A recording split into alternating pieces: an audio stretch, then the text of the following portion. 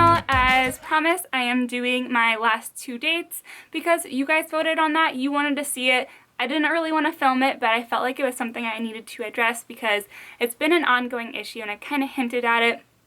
So I'm just gonna film it and leave it there. Instead of doing the last 2 dates though, I felt like I almost needed to do my last 3 dates because that very first one was kind of what started the anxiety of going on the dates, and the next 2 kind of just progressed it. So we're starting back in February. I was on Match.com. A lot of you have been wanting to get an update on like how that was for me, if I liked it, if I'm still doing it. I am not on Match.com anymore. I went on one date and was just done. Maybe it was a little too of an extreme, because like I know the date was, it doesn't mean that all the dates were going to be like that on Match.com, but I was just so overwhelmed from the experience and didn't want to have anything to do with it. Plus it's one you have to pay for, and honestly, like being on there, at least in my area, I didn't feel like it was worth it to me. It's hit and miss, and if you're in larger areas you can have a larger pool, but I didn't have that many people to pick from in a smaller place, and like I really don't want to have a long distance relationship if I ended up actually liking someone on there. But out of respect for this guy, which is why I wasn't going to film it, because I honestly do respect him, and I don't, like, even though the date was in my top, like, 1 or 2 worst dates I've ever been on, it really wasn't fully in his control. So without, like I said, going in much detail, I'm just going to glaze the date of how it happened. So I met up with him. He didn't look anything like he did in his picture, which for reasons I'll later explain.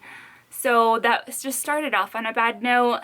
We didn't actually get to go to the thing we were supposed to do on the date because it got sold out. So we ended up going to a restaurant, which I hate going on restaurant dates as like a first date, and that wasn't his fault either. So we got to the restaurant, had conversation. It really wasn't good at all. He didn't really ask me anything.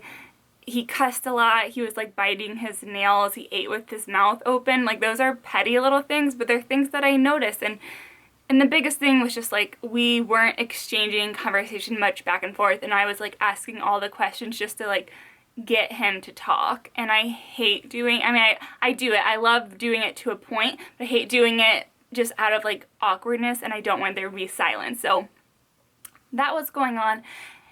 What really should have been a red flag for me is that when we were talking before we actually went on the date, like he kept being very like vague about certain things and saying, oh, I'll just like, you know, something I probably just want to talk to you in person. Like, it's a big story. Like, he made it sound so casual where I didn't think anything of it. And like, even on the date, I didn't even remember that he had stuff to tell me that he didn't want to text me. So I feel like the nail biting could have been something of like nerves for him, or maybe that's just a habit he does when he's uncomfortable, which is the same thing, nerves and comfortableness. But when he told me the story, multiple stories of the stuff he didn't want to text me, I've never wanted to cry on a date before, and that was like the closest I've ever been to it.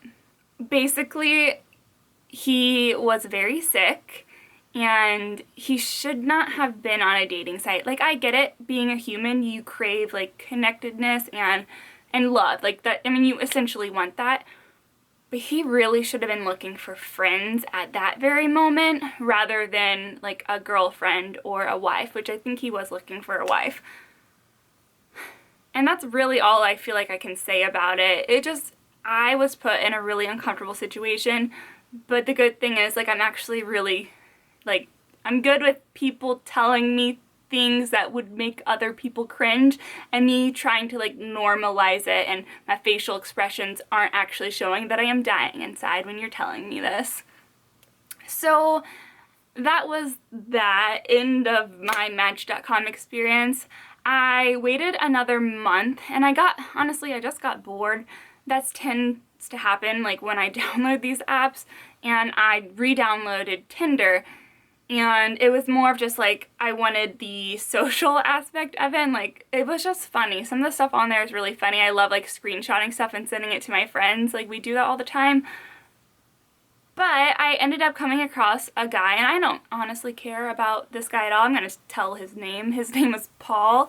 And I really, really liked him just like through text. I felt like we got along really well. He was very different from me, like a different kind of person that I would normally go for. Like, he seemed like a generally nice person talking to him.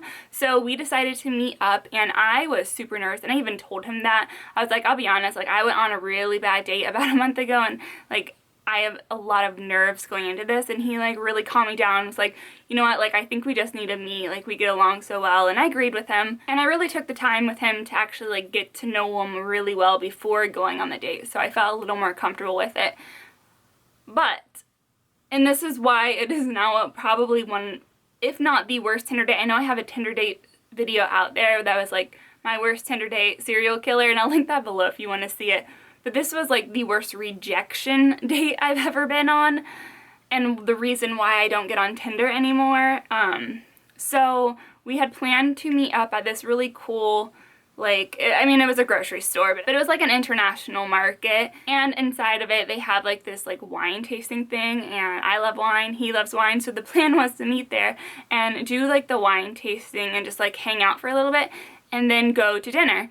So we get there, and I can like remember it so vividly. So I call him and I was like, hey, I'm here, and he had been there for a little while already.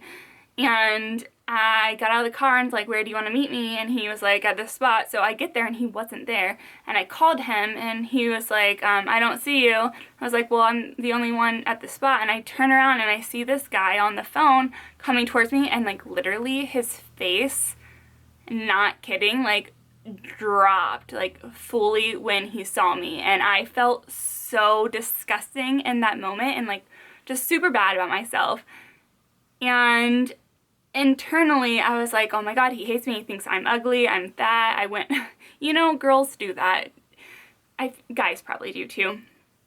And so his face dropped, and he stayed like that for a few seconds and realized that like it really was me on the phone, and I like waved at him, and he like put on this really fake smile. Like I could just tell it just went like from drop to like a medium smile, and we had this really awkward like hello exchange, and we went inside, and guess who didn't end up wanting to do the wine thing anymore? Paul didn't.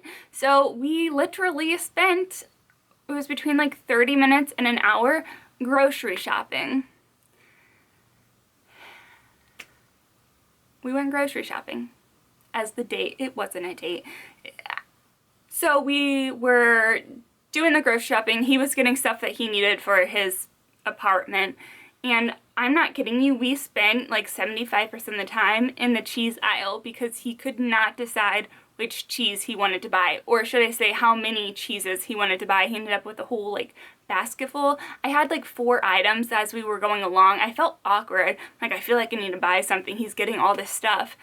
So we went to the checkout line. We only had 1 basket. My bad, didn't grab 2, didn't think he was gonna get that many cheeses. And he started arguing with me about like, he thought one of his cheeses was mine.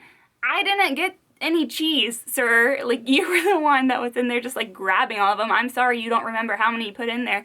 But that was super uncomfortable. And so he ended up buying them all because they were all his, and I bought my stuff, and that's where it got like super awkward. The plan was to go out to dinner now, and like logically thinking, I knew that wasn't gonna happen.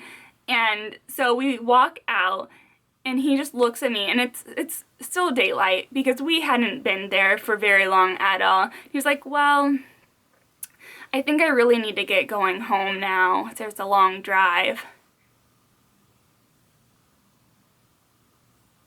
And I'm just like, yeah, you should probably do that. So trying to make it more normal and not just like I had been completely rejected on this day, I was like, okay, well, have a safe ride home. And like I tried to give him a hug, and his face was not having it. We ended up doing this really awkward side hug exchange, and I got into my car and I drove home and never heard from him again. So yeah, that was my last Tinder date. Haven't been on another one since. I just think, I mean, it's controversial. Like, I know my last video, a lot of people were like, oh, don't get on Tinder, that's not a dating place, that's like a hookup site. And other people were like, I met my husband on Tinder, like you can, there were a lot of positivity and a lot of negativity. I think it works for some people, it doesn't for others. Personally, for me, it just hasn't worked out. Which brings me to my third date, which was on Plenty of Fish. And I don't even describe what I did. I like semi-catfished him on there. We'll call him Taylor because honestly I don't even remember his name anymore. Like I just repressed it out of my mind. And so what I did was I created a profile. The whole site is sketchy to begin with. I created a lamp as my profile picture, and then in just my love for Brit from Anchorman, I filled it all out with how much I love lamps and, you know, just lamp stuff. And then, though, I did post a selfie of me without any makeup on, and it was in lighting where, like, I looked really, like, blotchy. Like, it was a good, bad picture of me without makeup. So I was like, in my mind, if maybe looks was the issue with my last date, I will try to make it seem like I'm going to be uglier than I am because I'm going to have makeup on, and I assume I look nicer with makeup on, and we'll go about it that way. So I met a guy named Taylor on there, and he was only like 25 minutes away from me. Perfect. We got along really well. He, like, I don't know, he just had a personality and like we can joke together, so I felt like that really matched up. And so with him, although I was super nervous to go on the date, I decided to go ahead and do it because I was kind of doing an experiment at the same time. I wanted to see how it would go, if it would be mutual on that, or I don't know. So all the coffee shops were closed because we decided to go on a date on a Sunday. I decided to go to Bob Evans to get coffee, which I don't think is a big deal. They have like really good lattes and stuff, and it's super inexpensive. But that I really wanted to go to this little like rock museum type thing that was like featured on a lot of traveling sites, and it's free. So like I built up this really inexpensive date because he didn't have anything or didn't want anything to do with the planning part of it. So I planned it and he said okay. The date was great. We laughed a lot. Like I felt like we had a lot in common. He didn't look like his profile picture because he ended up having like a high school picture on there, like a graduation photo, which I liked him way more, like looks wise in real life, because he looked like an actual 30-year-old man and not like a man baby. Like I honestly can't tell you one thing where it's like that's where it went wrong. So we were checking out and everything was fine. The second we stepped outside of Bob Evans, where I thought we were gonna go to this rock museum, all of a sudden he got super weird, and like he didn't even say like, oh sorry, I don't have time to go to the museum. Instead he was just like, okay, well I'm gonna head off, like, and he hugged me like a normal hug, not a side hug. And his words were, maybe we can do this again sometime in the future. But the way he said it was just like, we're never gonna see each other again. And I was like, I literally was just stunned and hugged him. And I was like, yeah, maybe we'll hang out again. Like, super not expecting that at all. Got into my car, completely overanalyzing everything. Could not think of, like, what went wrong. What did I do wrong? What? That was the question. What happened? And then on my drive home, I had a 20-minute drive. I was just like, maybe you're just like overthinking this. Maybe it actually went well and he's just weird with goodbyes because the vent came on. You're weird with goodbyes too. I am. So I get home and I sent him a text. I was like, thanks for hanging out with me. I had a really good time.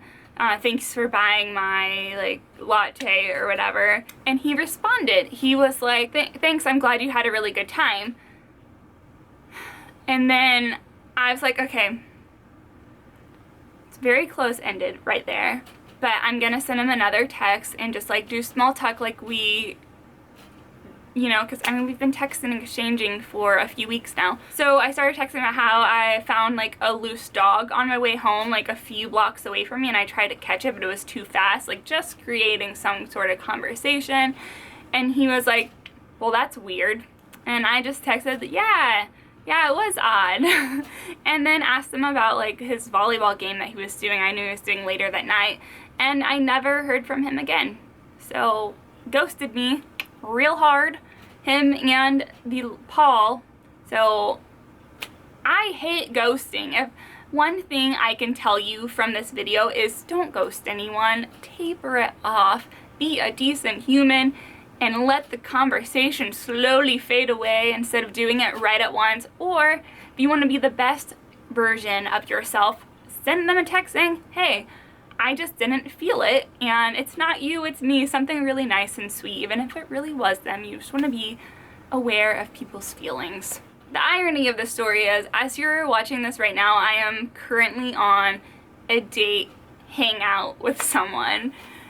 And I went ahead and said yes to this because it's someone that I knew from high school and we worked together in college, and I had been on a date with him before, and I know his mom really well, and he's like, I love him as a person. So even if it's not like a good date, I'd still get to like hang out and catch up with him. So that's what's happening right now. Leave me in the comments below if you have any bad dating stories, if you've been ghosted, or if you are someone that likes to ghost people yourself. Leave that down, and also give me requests for future videos. I am happy to take them, and I mean, you guys are the reason I have this channel. Aside from that, I don't have anything left to tell you. Just really bad at dating here. Bye guys.